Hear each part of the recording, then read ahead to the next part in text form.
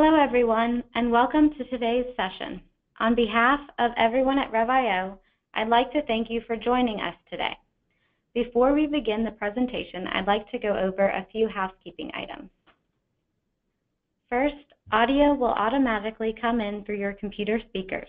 However, if you're having trouble using your speakers or unhappy with the quality of the sound, you can also dial in using the phone number and access code on the screen. A recorded version of this webinar will be emailed to you within 2 weeks and available for on-demand access from the Rev.io website. And lastly, we encourage you to ask any questions using the GoToWebinar questions panel throughout the event. We will have a Q&A at the very end of this webinar. For those of you just joining us, welcome. Today, Ken Adams from NetSapiens will be discussing how you can improve close ratios and beat competition with pay-as-you-go pricing. Without further ado, I'd like to introduce Ken. Ken brings over 20 years of experience in IT and telecom to the NetSapiens team. During that time, his responsibilities have run the gamut of tech and telecom, from pulling cables to enterprise sales, owning and starting an interconnect, and then starting a cloud communications company. It is that experience in all aspects of customer-facing telecom that drives his current passion for brand elevation, outreach, and marketing at NetSapiens. Now, I'd like to turn it over to Ken. Good morning, good afternoon, and happy lunchtime to everybody. So this is kind of a continuation for those of you who have been on some of the other webinars on pricing that we did last year, and I wanted to come back with something a little bit different. So when we worked with Rev.io for this, we came up with the pay-as-you-go pricing model because it fits into both of our platforms as well as what's going on and the shifts we see in the marketplace.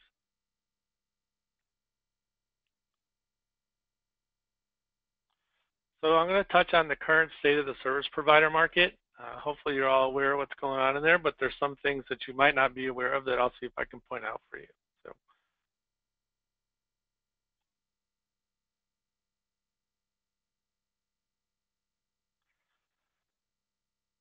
So this is a quote from Craig Wigington over at Deloitte and Touche. So basically, they come out with reports on a yearly basis, and this is a little bit of nugget I pulled out of one of those reports.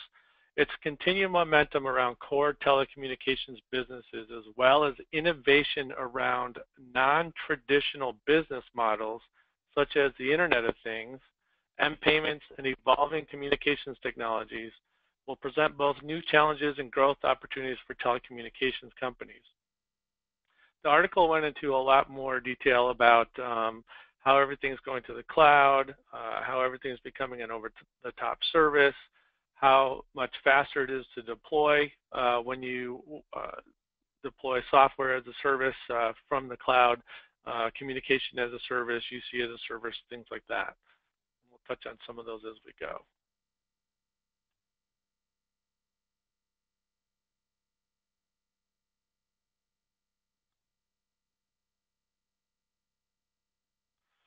So what new opportunities are afforded to us when we deliver communication services across the cloud? A lot more agility. It's a better quality of experience. It's less cost for us. It's greater internal productivity and enhances our external communications, including contact centers. What you see when you have everything in the cloud and you can deliver it quickly, especially if you're doing some software as a service as well as communications as a service, is the time to market for your customer, basically. So we can go from 0 to 100% in a matter of hours if we want to with them.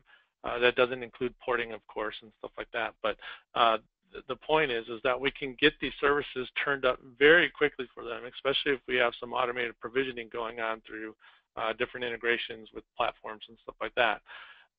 What this means to you is less tech time, better overhead, better margins. Actually, if you're moving to the cloud and it's easier to turn up servers, all that kind of stuff, I'm sure all of you guys read about this and know that already. Again, this is just kind of a review, and then we'll get into some more nuts and bolts as we go. So how do I evaluate the right pricing model for my business, right? So for you, so how do you evaluate, your margins? What pricing models should I pick? Should I be like everybody else out there? Should I be unique in the industry? What does my local market want out of us? There's all these questions that you have going into it, and including how much electricity costs in the colo, all that stuff you have to kind of figure out as you're doing your pricing model. So our three most common pricing models that we see, the largest one being bundled. There are some metered services out there still, and then unlimited, which we know really aren't unlimited, because when you read the fair usage policies, maybe if you're lucky you can do 32 to 3,500 minutes on that quote-unquote unlimited line, or maybe your fair usage policy is around 2,500 minutes, depending on whose you look at and all that kind of stuff.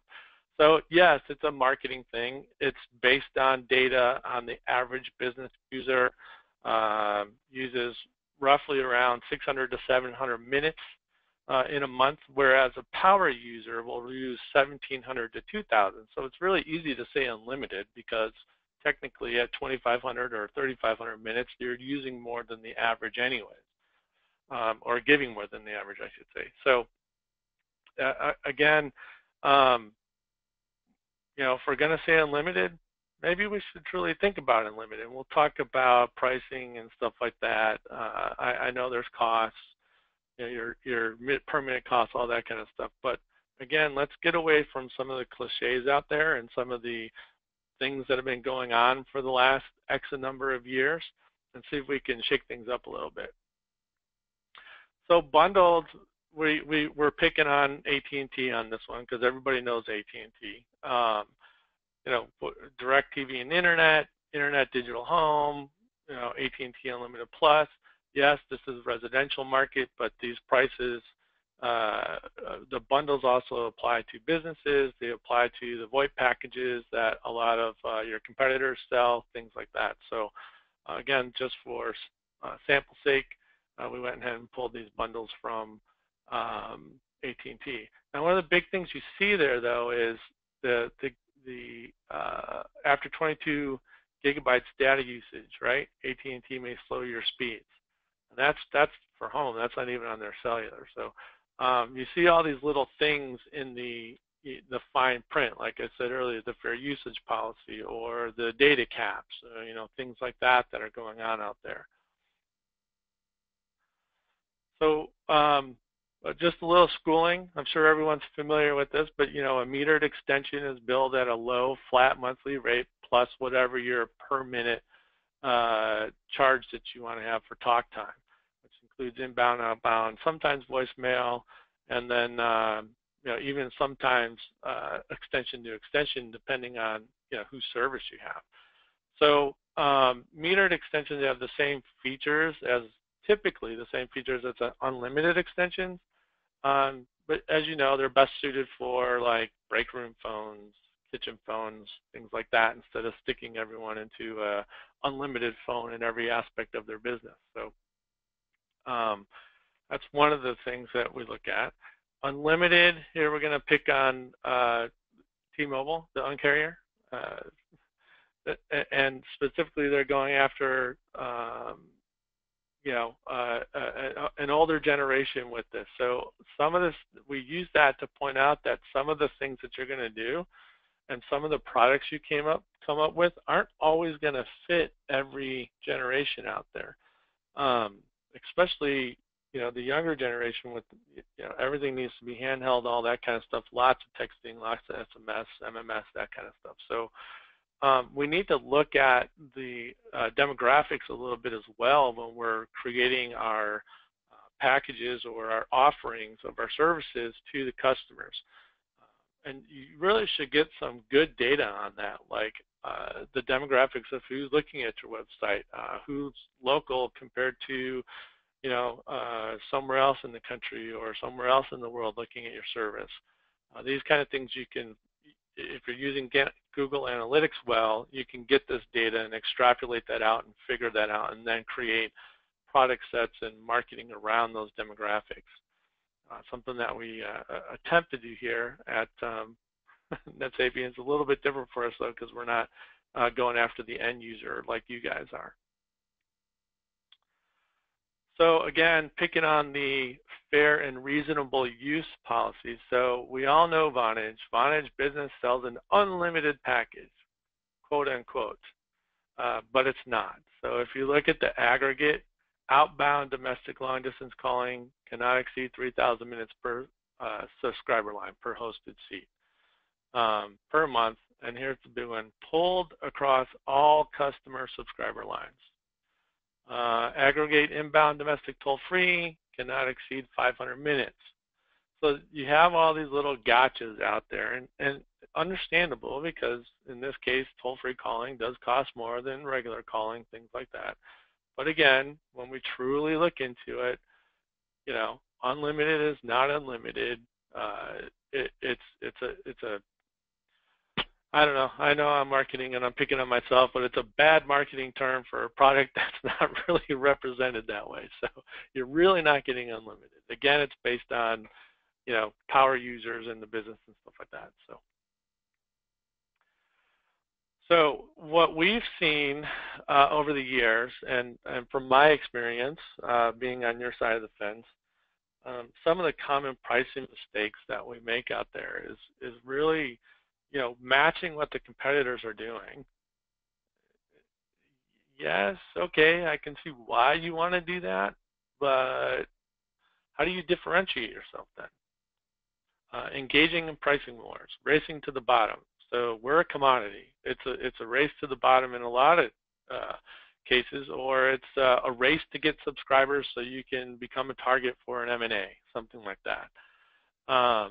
And then pricing based on volume. So there's a lot of things out there that we see, you know, you commit to this much volume, we'll drop your prices down to X.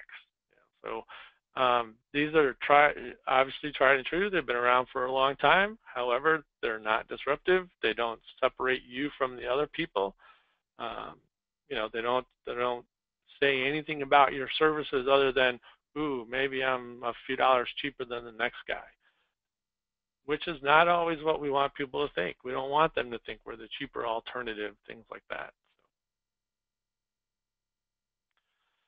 So matching the competition's pricing. Copying your competition's pricing is not a real pricing strategy. You're not basing that on your market that you're going after. You're not basing that on a niche that you're good at. You're not basing that on your local community. You're basing that purely on what the national guys are doing. Maybe you looked at 8x8's pricing or Vonage's pricing or somebody else's pricing and said, oh yeah, we should just match that. But let's add an extra feature in there that they're not adding in theirs, or something similar to that. And then engaging in price wars. Again, all we're doing there is creating a race to the bottom. We all know that you know, we're losing out to wireless. We're definitely losing our ILEX. We're losing, you know, all the copper line. If any of you are still selling, you know, POTS lines, stuff like that, we're losing revenue on all those things. And then on VoIP, we're still racing to the bottom on this stuff. You know, yes, there's specific applications like call center, things like that, where you can have advanced users or supervisors, things like that, where you do make extra money on it. But when you're talking just plain old voice service, you know, if you're not differentiating in other ways, your only choice is to differentiate by price. So if you drop your price down, maybe you'll get lucky and get a few more subscribers than the next guy. But I bet there's a lot of headaches that go along with that price drop as well.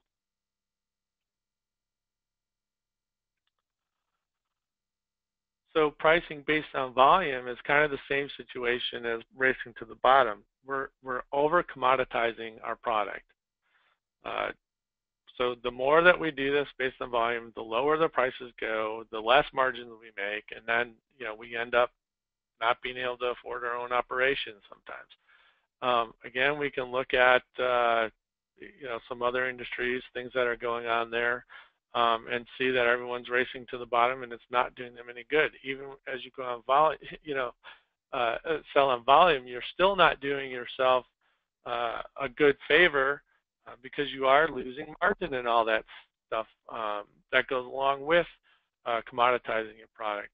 So I'm sure we've all heard the term, don't worry about it, we'll make it up in volume. Do you really make it up in volume? I mean, think about it for a minute. So if I'm dropping my prices and I drop them on a monthly basis or whatever it is, on a quarterly basis, or I'm dropping it based on the higher volume customers, things like that, sure, there's a little truth in we'll make it up on volume, but we're also losing a lot of margin on that volume.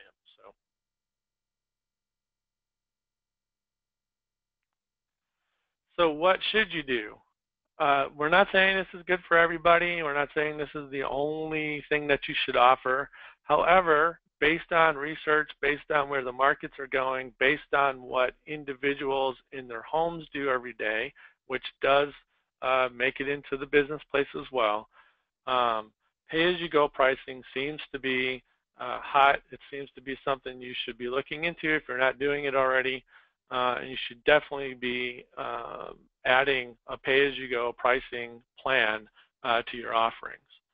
No monthly contracts. Choose your services at any time. You get to choose your feature sets at any time. You're putting control of the product into your consumer's hands. So it's no different than one month I want to be on Netflix because they have a special show I want to watch, and then the next month I'm going to go to Hulu, and then or prepaid cell phone plan, right? So I'm going to prepaid data so I can stream all I want through my hotspot, things like that. Why are we not following the lead in those things? Just because traditional voice never followed anybody else doesn't mean we shouldn't, because those are the popular things right now. Again, if you all remember, T-Mobile hit the scene and they called themselves the young carrier. Well, they made a big splash with that. Yeah, now we figured out there's things that they're doing just like everybody else. Their pricing isn't what it was before, but originally their idea was to unbundle all this stuff, give you what you need. You pay for what you need on a monthly basis, no contract, and then if you need additional things, there's some a la carte services you add, things like that. So again, this may not work for all of you depending on who the target markets you're going after. Some of you are catering towards enterprise, some of you are catering towards mid-sized businesses, stuff like that. So just think about this in your small to medium businesses, your multi-location businesses that you're going after, maybe doctor's offices, pizza places, lawyers, things like that. So how do I differentiate with this? So as hard as this is, you really need to stop copying all your competition. Something else that you really need to think about is it benefiting you to throw your net so wide that you can't control the quality of what's going on? Meaning, you have your local area, you have your regions that you serve. It would be interesting to send some high school students out door knocking to see how many people within 10 blocks in your downtown area, wherever you're at, knows that you're even in business there. We're all focused on let's throw the net wide, let's get as many fish as we can, reel them in, get our subscriber base up, get them hooked on a contract, let's get them in for 3 years, and sell them phones, sell them all this kind of stuff, which is great. It's making you money. There's no doubt about that. But what makes you different than the next guy? You need to create a value-based, unique selling proposition instead of selling your prices. A good tech example of that, even though their stock is starting to go down now, is Apple. We can go out and get a way better laptop than they make, no doubt. But they've created a uniqueness. They've created a market. They're doing tons of marketing to keep those customers engaged, that kind of stuff. Base your pricing on benefits instead of your costs. Yes, again, we talked about figuring out your electricity costs, all that kind of stuff. Yeah, you do need to have that factored in. You do need to know what your margins are. However, you need to focus on the benefits of what you're offering. So, for instance, let's say you have a niche in chiropractors or something similar to that, and you've come up with a great way for them to do after hours notifications, whatever it is. You need to base your pricing on that benefit that you're specifically giving them with your services. Um, you know, do other companies have that benefit? Maybe, but if they're not cashing in on it, if they're not marketing that benefit, all they're marketing is another phone. Who cares? So you'll need to selectively add new features and services to address your specific market or markets and maximize your ROI. So don't just do the Me Too stuff because everybody else has it. Maybe be more specific. For instance, Farmers and Allstate and some of these, they have specialized CRM like called eAgent. If you're into that market, then you need to add some product sets and some benefits around integrating with eAgent or something else that they use. If you don't have those differentiators, you really are a commodity. You're just another phone sitting on a desk. So after that, you need to incentivize your customers to adopt your new offering into their daily routine. That's by giving them the right training, the right tools, by showing them the productivity of it, things like that. There's a lot that goes into incentivizing them to use that, including marketing it properly. So when they log into the portal, there's a pop-up or something that says, hey, we got this new feature. Maybe you didn't read it in our newsletter, or see it at the bottom of the invoice that we sent you, but we have this. Check it out. So how do I incorporate a pay-as-you-go pricing model in my value propositions? So things that you need to discuss as you're doing this and as you're selling it, right?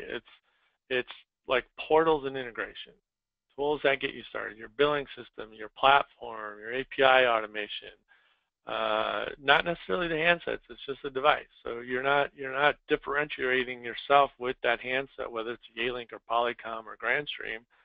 Again, it's just a device that people are using. You're differentiating yourself by how quick you can get the services up, by what features are included that are specialized for your marketplace. Everybody has voicemail and all that kind of stuff. So what do I do differently for this particular market? It might be your local market, like I said. It could be a regional thing. It could be a specific segment of a market. Again, without knowing all your individual businesses, I can't, we can talk about these things and answer questions about them if I know a little bit more background, but in general, I'm talking about things to give you ideas to go out there and look at, and maybe, take a look at how you're marketing your business and what you're thinking about adding to your offerings, and take a second look at that and see if what the benefit really is and how you're going to entice your customers to use that new offering. So one of OrgTalk has been gracious enough to allow us to use them as a little case study. They actually do pay as you go, and it's successful for them. So we had a little back and forth with them, and they gave us some information that we can share with you guys. So the thing I want to start out with here is just one of their customers. Since switching to OrgTalk last year, we've employed 5 new people, and setting up their lines has taken a matter of minutes, not a matter of days or months or whatever it is sometimes that we know. I mean, porting always is the worst, but in this case, you're up and running. Maybe they're temporary numbers. No big deal. This customer's really happy. It took minutes to get their new employees set up. They're good at what they're doing. So the pay-as-you-go, here's direct from them. You can buy the pay-as-you-go PBX online now. You can use it within a few minutes because it's all going to be set up after you purchase it, put some information in. And then you can, choose how you want payment. So if you want to go direct debit later, there's an application, things like that. And then auto top up. So yes, this is from the mobile industry. So why not utilize it here though? It's really not that much different. We're still offering voice services or data services. So if we offer data top up, or sorry, auto top up for voice, and if you are selling other services, you can do it for those as well. But you don't have to worry about it, right? It automatically tops up when it gets to X dollars, whatever you want that threshold to be. So again, I'm not holding these customers to a contract. I'm not locking them into 3 years. I'm not, trying to sell them services they don't need. They're buying what they need, when they need it. It's on within minutes. And then they have the comfort of knowing I can just set auto top up. But they also have the comfort of knowing they can walk away because it's not a stuck contract. Now, to me, what that says, like, hey, if this service is good, I have no reason to walk away. The install didn't go bad. I'm not locked in a contract. The psyche of it is, well, yeah, I'm not locked in a contract. I can move whenever I want.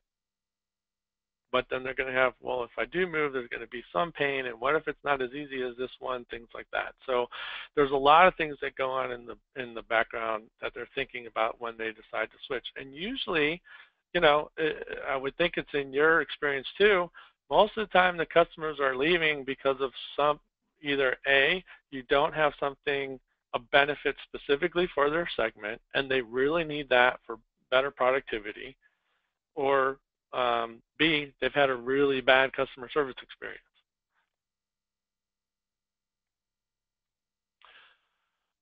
So how do the vendors and technology you work with impact your pricing strategy? They impact it in a big way, right? So they could have outdated pricing models where maybe your vendor is charging you for every little thing, every feature that you want turned on, every user, every add-on, every update, things like that. Are you working with a boutique vendor versus a big guy? The boutique vendors are going to be a lot more flexible with you. You're going to be able to negotiate better with them. They don't have, oh no, you can only come in at this monthly cost. We don't have anything lower than this. Like if you go with a Windstream or, level 3 or something like that, you have a baseline contract no matter what that you have to pay for every month, even if you don't use that amount of services or buy that amount of DIDs or port enough DIDs in, things like that. So look at who you're using on your back end. Yes, we do need national guys. Yes, we need some kind of a backbone for quality, all that kind of stuff. However, if you look at some of these boutique players, they probably already have the interconnects in place. They should have quality networks, so you do need to vet them, but they're going to be a lot easier to work with. They're going to be able to fit the pricing that they offer you more into what you're going to turn around and offer to your customers. So there's definitely some of those boutique guys out there, and I won't mention them on the call here, but we can definitely answer in questions about some of them that I've had personal access to, and then some of them that I know some of our customers are using these days. So we all know what Percy Pricing is. It's been around for a long time, even back when Ma Bell was renting phones to people. So Percy Pricing get its name from a time when organizations' employees were all stationed at a seat at their desk. And then every seat had a phone. How many of those employees needed voice services? Things like that. Then unified communications comes along, and we really didn't evolve the Percy pricing. So we kind of kept the old model. We're still doing, here's how much it costs, per seat or per user or per device, however you want to call it. But that doesn't always translate well and doesn't fit in every aspect of your customer's organization. maybe for the main office, things like that, but not so much for remote workers who are on the road a lot, rely on mobile quite a bit, things like that. So we need to change the mindset. We're not in the old days anymore, but we're still selling like that, and we're still pricing like that. So it's just more of a, let's differentiate ourselves by not following a model that's been around since, well, most of us weren't around. So anyways, just a quick comparison. If you look at the per seat per feature model, you have one-time initial costs, you have per seats or features, you're buying bundled packs of user licenses, things like that.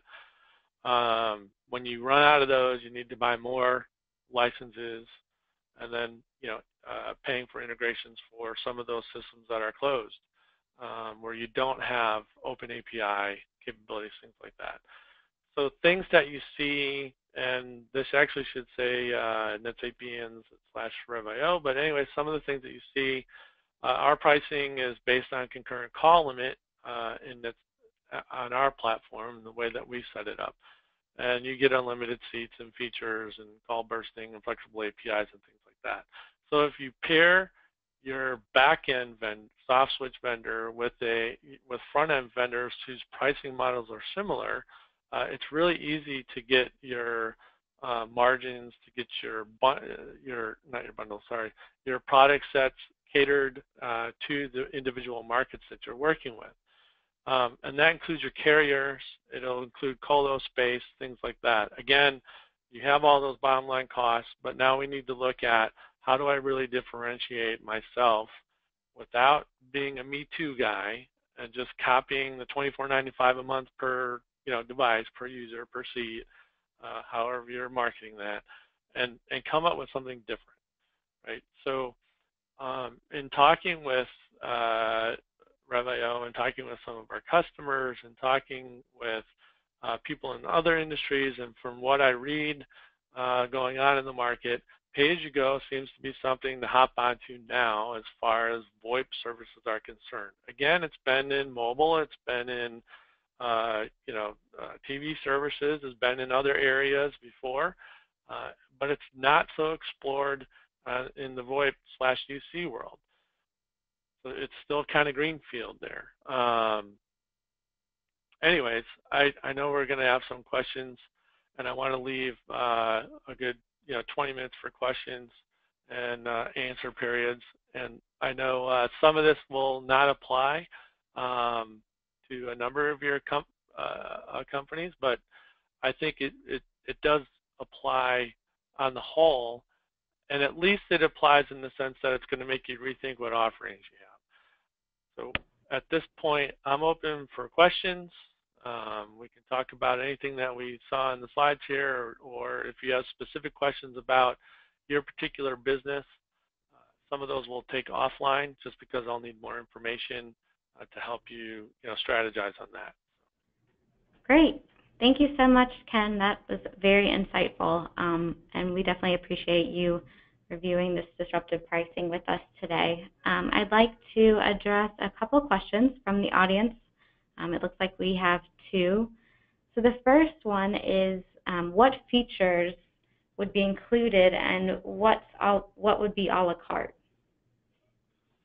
So it's a good question. So again, just looking at some of the other players out there who are doing this, they include, the 95% features, voicemail, extensions, presence, maybe web calling if you have a plugin for that, things like that. And a lot of them where they do their a la carte is like queues, more than one auto attendant, specialized ring groups, sometimes call parking. So the goal is to set the pay-as-you-go pricing, either at zero and then you charge them for every minute, things like that, or set it at a particular rate. Maybe it's $10 a month, and you get these X amount of extensions, X amount of voicemail to email. Maybe that includes an auto attendant, includes an announcement, maybe includes, a call recording for X amount of users. And then beyond that, you say, okay, if you want more than 5 users to use call recording, it's going to cost you X dollars per user for call recording. It's going to cost you X dollars for the conference suite, things like that. So now what I'm able to do as a customer is pick what features are most important to me. Yes, I do agree that every customer will say, we need all the features. But when you really dig down into their business, they're probably using 5% of the features out of all the features available, except for those few power users who might be using 50 or 60% of the features.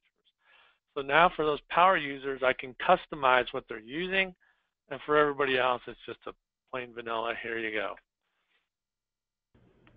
Great. And then the other question that we have today is, do you see a better ROI with pay-as-you-go pricing than holding them to a contract? Depending on the setup, absolutely, because you actually, in that case, you're not really discounting, minutes based on volume or anything like that. So you're going to have a rate sheet that you have to have posted, but you're going to have whatever rates on that. You're going to have maybe a base. Let's say you give them a base package, including in the pay-as-you-go at the average 500 or 600 minutes, something like that, and then an overage cost. And then you're charging for these a la carte apps on a per user basis. So what I'm doing there is actually enticing the power users, enticing other users. Well, hey, I actually like this, want to use this, or I want to use a enhanced music on hold, or I want extra recording capability for these particular users, things like that. So it's allowing me as the end user to go in and pick, and maybe 1 month I want to add 10 conference suites, and the next month I don't want them, right? So I'm going to make a good margin that month, and then I'll go back to normal margins the next month. Overall, will I make more margin on a 3-year contract? I don't know. I honestly don't. If I look at it this way, where I can go in and choose and pick my features as I need them, I might choose more features throughout the year on a quarterly basis or a bi-monthly basis, something like that. And overall, I'm giving you more of my money than I would on that 3-year contract and holding me to $24 a phone. So those are the things that we would have to look at to make sure your margins. Obviously, you have to pay people all that stuff, keep the lights on. So we need to make sure the margins are correct. And then the pricing for the specialized or the benefit apps and things like that are correct. So again, without looking into everyone's offerings and business, that's about all the insight I can offer. But on individual basis, we can look at it further and answer questions. Great. And we have one more question. Do you have an example of the pay-as-you-go base price? Yes, so there's a few of them. So I have kind of took an average at some of the pays. There's not a lot of them out there, so I kind of took an average of some of the pay-as-you-go that I found out there. So some of them are basically start off, you select your plan. So let's say it's 0, but then you select what a la carte features, and then you're paying. Basically, it's almost like a meter. You're paying for all of your minutes and stuff like that. And then there's those who are doing like $5 a month on a pay-as-you-go residential and charging 1.5 cents a minute, and then whatever on their international rates, and they don't get a lot of features because that's residential. And then pay-as-you-go business starting around $15, and you get X features with it, and maybe the per minute average is 1.5 cents as well.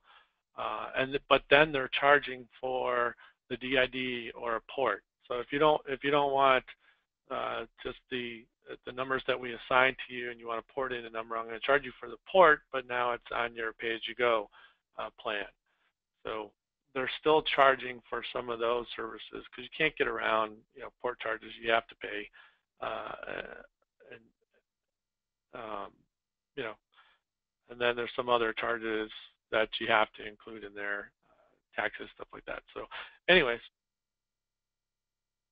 Great. I think that's all that we have time for today, but we will be following up with everyone that asked a question that didn't get addressed individually via email. So please look for that email, and thank you all for joining us today, and thank you again, Ken. It was very insightful and worthwhile.